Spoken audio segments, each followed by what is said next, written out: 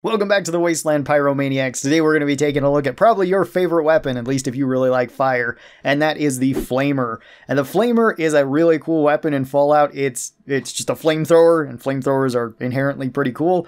The flamethrower has been appearing in pretty much every Fallout game since the beginning, and actually in the very first game it was shockingly strong in terms of stats. I think it had the highest amount of damage, consistent damage out of any weapon. But in that game, you also had to be within like 5 meters. There's always been a short reach on the flamethrowers in these games. Fallout 3 is no exception. So let's talk about the flamers. There are multiple different flamers, which we're going to be going over each of them, including the Heavy Incinerator, which is not really the same thing, but it's close enough, and it definitely fits better into this category than any other. So first up, we have the standard Flamer, and the Flamer can be found all throughout the Wasteland. It's common for Gutsy bots to have these, although they have them built in, so you can't take them off of them. You can still get roasted by them, but you're not going to be able to pull their arm off and use it as a flamethrower, although that would be a cool addition in a upcoming Fallout game at some point. The standard Flamer is most likely going to be carried by raiders. Usually some of the stronger raiders or raiders in set locations are going to have flamers. These aren't super common, they're fairly rare overall, although you do usually get a decent amount of flamer fuel for these, which is pretty awesome, especially since it only goes to these weapons that we're going to be talking about today. So for the stats, the Flamer does 16 damage on hit, although you do hit multiple times because this is a flamethrower. This also deals 2 fire damage that lingers for 5 seconds, so you do burn enemies with this too, which is pretty nice. The Flamer has 130 damage per second, although this is also going to be amplified by the fire duration on it, so if you keep burning enemies, you're just going to keep dealing more DPS, and it's pretty easy to hit multiple enemies. This one has a 0.5 times crit modifier, so it is not likely to hit crits. It's actually half of your crit chance, whatever that crit chance might be, so very unlikely to hit crits, and the crit damage is only 1. The Flamer just doesn't really do crit damage, so don't build for crits if you're going to be using this as your primary weapon. This costs 50 action points to be using in VATS. These cost a lot of AP. They're not really the best for that, and you still have to be within range, pretty much within melee range to use them. I don't know if I've ever really bothered trying to use the Flamethrower or even the Heavy Incinerator in VATS. The Heavy Incinerator would be a much better option since at least it has range. The Flamer, I don't really think that there's a need to. Just hold it on an enemy until it's dead. This one does have 0.5 spread, which I think is a good thing. I'm assuming the more spread you have, the wider the flames are. It doesn't really matter because every flamethrower has the same amount of spread in this. They all have 0.5. Something weird about the flamethrower though is if you get punched and you get kind of your camera rocked and you're still holding down the flamethrower, sometimes your flamethrower will be locked in the upright position while you'll still be blowing fire up into the air. It's kind of weird. You can look down to offset this or just take your finger off the trigger and then go back and then it should reset it. But that is something kind of weird in Fallout 3 that can happen. This holds 60 rounds in the magazine, although it's just 60 fuel, so it can go through that fairly quick. It depends on the flamethrower you're using. The Flamer weighs 15 weight. It is a very heavy weapon, and this has 208 shots in it before it breaks. I don't think that's 208 fuel though. I'm not exactly sure where that number comes from. It's just what I found on the wiki. The flamethrower doesn't break super fast, but if you're not finding flamethrowers, which there's a good chance you won't be finding them regularly, these can be kind of difficult to repair. You might need to go and talk to somebody to fix it or use alien epoxy to fix these. For the general pros of the flamethrower, really good damage per second. It's really, really good at close range and really good indoors, as you would kind of hope for a flamethrower. And the ammo is usually not too hard to get. It's fairly cheap if you need to buy it, and usually you have a lot of it, probably because you don't really have anything else to use on besides this and the Heavy Incinerator. Heavy Incinerator is the better option, at least per shot, because you're just going to get more value out of it. It can splash and you can deal a lot more damage. Major cons to the flamethrower: short reach. The flamethrowers have a limited reach. You can't hit enemies up really high or really far away from you. You still have to get fairly close. Not as close as melee or unarmed, but still quite close. And they are heavy. They all weigh 15, so carrying around multiple of these is going to be awkward. You probably won't want to unless you plan on selling them, or if you're, I guess, using them as your primary weapons and you need them to be fixed up, then maybe you will. We should also talk about the perk Pyromaniac, because this one does help out the flamethrowers a lot. Pyromaniac gives you a massive 50% more damage with fire weapons, at least most, well, some fire weapons, about half fire weapons in Fallout 3. It does affect all of these weapons though, so these get the most benefits from it. And I think they're probably the highest benefiting weapons as a whole, besides probably the shish kebab from that specific perk. So Pyromaniac is a must-have if you plan on using these as your regular go-to weapons. For an overall rating for the Flamer, I see no reason not to put this into A tier. It's a very solid weapon, so long as you're okay at using it at close and medium range. And so long as you got fuel and you got ways to fix it, it is very good. It kills through just about everything really, really fast, even more so if you have Pyromaniac stacked onto this. Now, there is 3 different unique versions of the flamethrower too. The first one is just in the base game called the Burnmaster. The Burnmaster is just a straight upgrade to the regular flamethrower, where this one has 24 damage per hit, which is really high. It actually has the highest damage per hit out of any of these weapons, besides kind of the Heavy Incinerator because of the way it works. This one still does the 2 fire damage over 5 seconds. You can also pick this one up off of a raider pretty early on if you know where to go to actually get it. So if you want to rush that, you absolutely can. This one does 194 damage per second, lots of DPS. This one still has the 0.5 crit modifier, so not very many crits. 1 crit damage, costs 50 action points, has 0.5 spread, holds 60 rounds in the mag, weighs 15. This one does have substantially less health though, at only 139.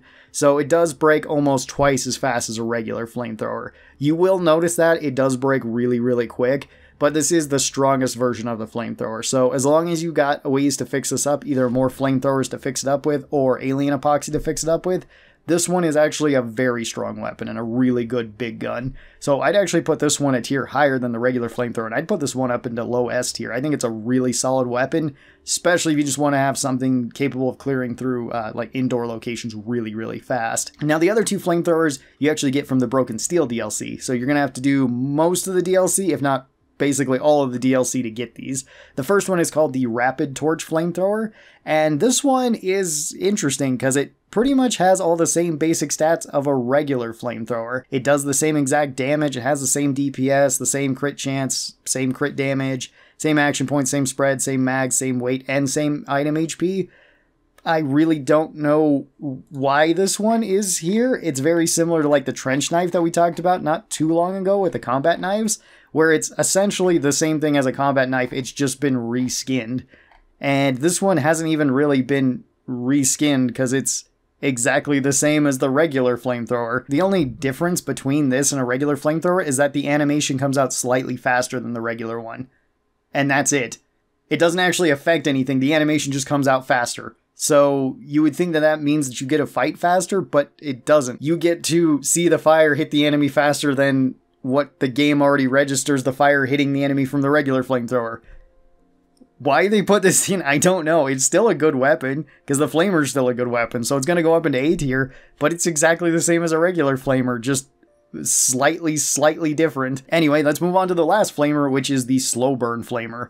And this one does actually have different stats, which is nice. So this one does more damage per hit than a regular flamethrower at 18 damage, and then it deals more fire damage over time, because instead of the 2 damage, this one actually deals 8 damage for 5 seconds, so you get more of a lingering burn than what you would otherwise have. This also has slightly higher DPS because of its up stat, so 152 DPS, plus the fire damage over time, which is going to connect more. Aside from that, pretty much all the rest of the stats are pretty close to the same, where this still has 0.5 crit chance, 1 crit damage, 50 action points, 0.5 spread, 60 tank size, 15 weight, and this one does have a little bit less item HP at 185. I think this one is a bit better than the regular flamer, but by the time you're getting it, it's towards the very, very end of the game, and there's not really a reason for you to be running this, because you could also get a Heavy Incinerator at this point, or you could have gotten the Burnmaster at this point, and I think both of those are better than this. So I'm going to put this one also into A tier.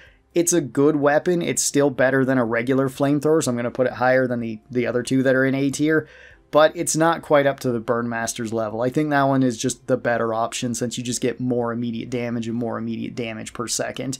You could argue that this one is a little bit more ammo efficient, but by the time you're getting to the end of the game, you're probably not going to really care about the ammo efficiency as much as you would in the early or mid game. It's just not going to be such a big deal. You can have more money, you can buy more fuel. You'll probably just have more fuel in general too. Now let's move on to the Heavy Incinerator, which is kind of its own separate weapon, because this still uses the flamer fuel and it still does fire damage, as well as it's still affected by the Pyromaniac perk.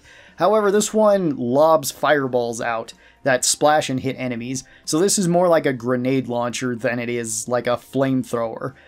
This actually has pretty long range on it too if you want to be arcing these, and they do a lot of damage and a lot of damage per second. The Heavy Incinerator is going to be carried by the Hellfire Troopers, which are added in Broken Steel, as well as this one is added in Broken Steel. This is pretty much the elite units of the Enclave, so these guys have the tankiest armor in the game. The only other armor that actually has the same defense as them is the T-51, and there's only one copy of that in the entire game. So Hellfire armor is tied with the tankiest armor in the game. The Heavy Incinerator, 4 stats, does 15 damage on direct hit, as well as then an additional 20 explosion damage, which hits in an AoE, and then it deals an additional 40 fire damage on top of that, and then it also deals burning damage, which is 8 damage for 5 seconds. And then this one does higher damage than any of the other flamers on direct hit, which is really, really good. The Heavy Incinerator is legitimately a really strong weapon because of all these bonuses that it has. This one does 172 damage per second, but the fire damage will be racking up on that, just like with all these weapons,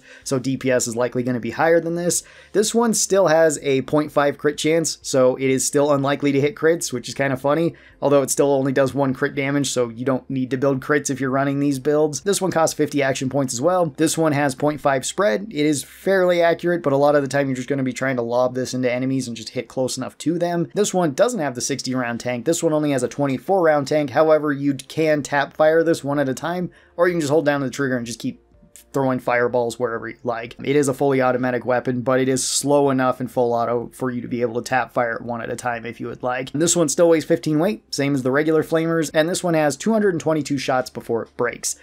This is more accurate to the amount of item health that it does have, whereas the other flamers, I'm pretty sure they've got more item HP than what it says, but the Incinerator does actually only have the 200 rounds, 222 rounds before it breaks. Not such a big deal because you can't really rush Heavy Incinerators unless you just want to rush the main campaign and start seeing Hellfire troops show up. But later on in the game where Hellfire troops are fairly common, it's not actually too difficult to get another Heavy Incinerator to fix yours up with. And this is a very solid weapon. I think it's one of the best big guns in the game and probably one of the best big guns for general purpose. This one is way more useful than something like a missile launcher. Even though I love the missile launcher, it's still really good. But this one just has way more practical use to it. I can use it indoors, I can use it at close range pretty effectively. It can still have splash damage on it, but that's not such a big deal because I'm likely not dealing that much damage to myself. Not as much as the missile launcher or the Fat Man Tesla cannon, stuff like that. This one, I think, works really well as a general purpose big weapon. So for the Heavy Incinerator, I'm going to put this one all the way up into S tier. I think it is a very good weapon. Very fun weapon and a very iconic weapon too. And speaking of big iconic weapons, next up we're going to be taking a look at the Fat Boy. So I hope you guys enjoyed this video and I'll talk to you next time. Bye bye!